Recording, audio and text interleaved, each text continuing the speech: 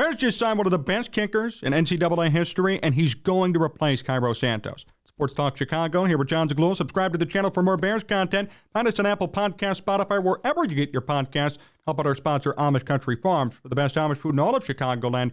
Hit them up today in Orland Park. Yes, it's true. Andre Szmyt is now a Chicago Bear. The undrafted free agent signee is expected to compete with Cairo Santos. I asked for this weeks ago on the live stream. Cairo Santos is officially on the hit list, and I could not be more excited. Not because I hate the guy, not because I want something to happen to him, for him to be out of a job. I am sick of missed extra points. And somebody like Andre Szmyt, by the way, who missed 4 in 4 years in college, won't be doing any of that. Andre Szmyt, former soccer player, actually has the 6th most field goals made in NCAA history. How about that for a statistic that nobody talked about? Real question is this: why was he undrafted? How did somebody like this go undrafted? Now, I'm not saying you draft him first round like Sebastian Janikowski, but how could someone like this not find a team during the draft? This is probably going to be one of the greatest steals in undrafted free agent history. And I'll say that right now. That's not a hot take or anything. Based on his credentials in college, what he brings to the table in the future, and the opportunity that presents itself in the NFL with the Bears. Actually, he couldn't have signed with a better team right now. The Bears are, under the table, going through a kicking crisis. This is not news to anybody. Cairo Santos missed too many extra points last year. Cairo Santos is getting older. It's no secret. He's not who he once was. And how do you miss 5 extra points? How do you have an 84% extra point make percentage in the NFL? I don't care if you're kicking from 38 yards away instead of 20. How do you have 84% from extra point range? By the way, one of the worst numbers of his career, the only time it was worse, was actually during a half-year stint in Los Angeles. He was 5 of 6, then he went to Tampa Bay and went 17 of 17. So this was the worst mark for extra point kicks made, percentage-wise, in Cairo Santos' history in his career in the NFL. The Bears, clearly, as with everybody else, took notice and signed Andre Szmyt. Spent last year 40 for 40 from extra point range for Syracuse in the ACC, 20 of 26 in field goals, but there is a caveat. Kicked a lot of attempts from plus 50 yards. And in fact, Syracuse trotted him out there many a time beyond 50 yards to see what he could do because he just has the leg. He's a proven clutch kicker who has a history of game-winning and late-game field goals, which, remember this one, I'm looking at this right here against Liberty. 1 second left, fourth quarter, won the game on a 36-yard field goal. I remember watching that game live. Drew Smith was on the call over on ESPN. He also won the Lou Graza Award as the best kicker in the nation. In 2018, did it as a redshirt freshman. And this article says here, the Bears have a clear agenda with Szmyt. Next sentence, they want to make Cairo Santos uncomfortable. Yes, deservedly so.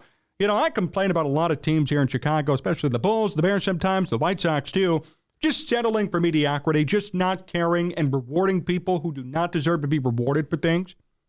The Bears are like, no. Ryan Poles is in. He's like, no. If you suck, you're going to be on the hot seat, and that's just what's going to happen. I love this move. Oh, my goodness, I love it. 27 of 32, and by the way, there was a time, which I'm sure you all remember, as we did the live streams last year, where the Bears did not put Cairo Santos out there because you couldn't make long-term kicks. There was a time where the Bears were punting on a potential 52-yard field goal because they didn't trust Santos to make the kick. That is scary. If you're an NFL team, I don't care if you're tanking or not, you need to have a kicker that you could trust from 52 yards. Maybe not 60, but 50. Am I wrong? Cairo Santos, deservedly so, is under fire. He's on the hot seat. And I could not be more happy. Let's get that popcorn out and start watching during training camp because it's going to be a fun competition, no matter what. And Santos may end up winning. And Szmyt will leave, and he'll probably go to another team and actually get an opportunity. But it'll be fun to see Santos have to sweat it out. He deserves to sweat it out. It's a results-based business.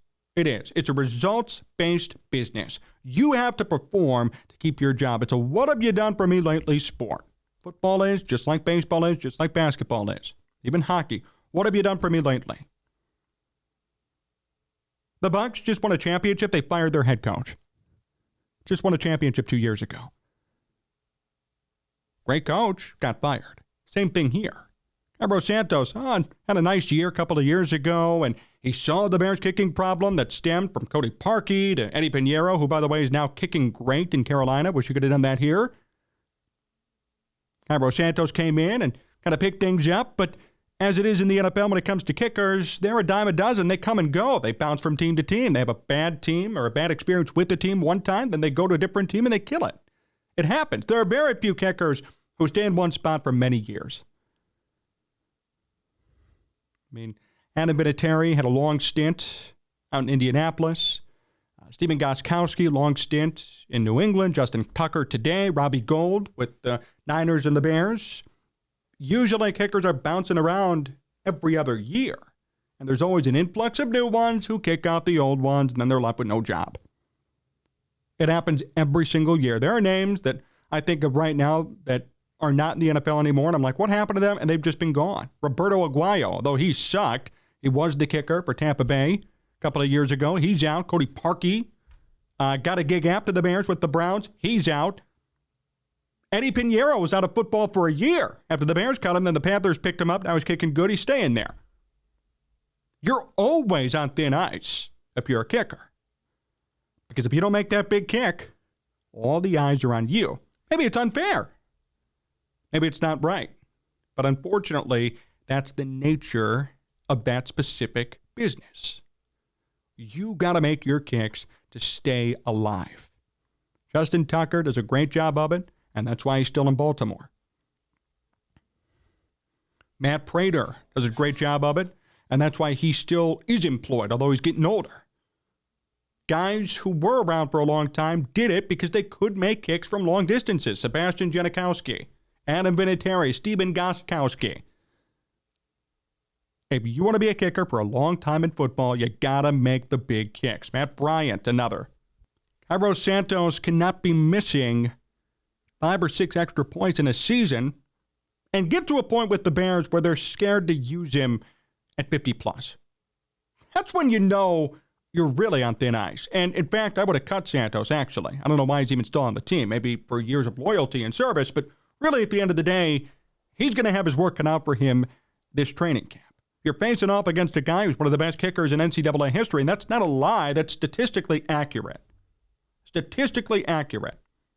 6th all-time ever in NCAA history in field goals made. 3rd all-time in ACC history in field goals made at 85. 13th all-time in points in NCAA history. 4th all-time in the ACC. Field goal attempts as well, 14th in NCAA history. 85 of 105 in his career. And believe it or not, actually, he had similar numbers according to percentage made as other heavyweights like Robbie Gould and Justin Tucker. Justin Tucker, an 83% conversion rate in college. Robbie Gould was at 64. 81% for Szmyt. I really think there's an opportunity for him to take over immediately. And better yet, from Lake Forest. Born and raised.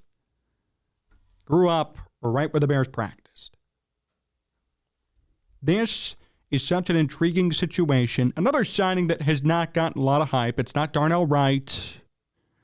Not a 1st-round pick, 2nd-round pick, not even a 7th-round pick. Some small, quiet, undrafted signing. And yet, it could turn into a situation in which Cairo Santos is out of a job. We're talking about it now in May, because it will happen. I firmly believe it. The Bears have to go young here. They're rebuilding their team, rebuilding on the fly. They're going to be better next year for sure. The kicker matters in this equation. If you really think you're going to be around 500, you want to compete in 2 years, are you going to run out a kicker who can't make or who you don't trust making a 50-yard kick? No. Cairo Santos is on thin ice. and Andre Szmyt could replace him. And my bet is, game 1 of the season, we're going to see Szmyt out there making field goals and Cairo Santos watching at home. It might be a prediction, but it should be a reality based on performance, if we're talking performance-based situations.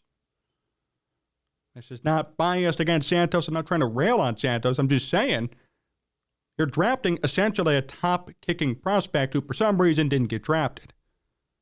He's going to get a fair shot, or I would hope he gets a fair shot against Cairo Santos. He'll make the most of it, and Santos might be in trouble. Remember the name Andre Szmyt, and remember the fact that we talked about him here in May. Come August, September, he could be out in the field game 1.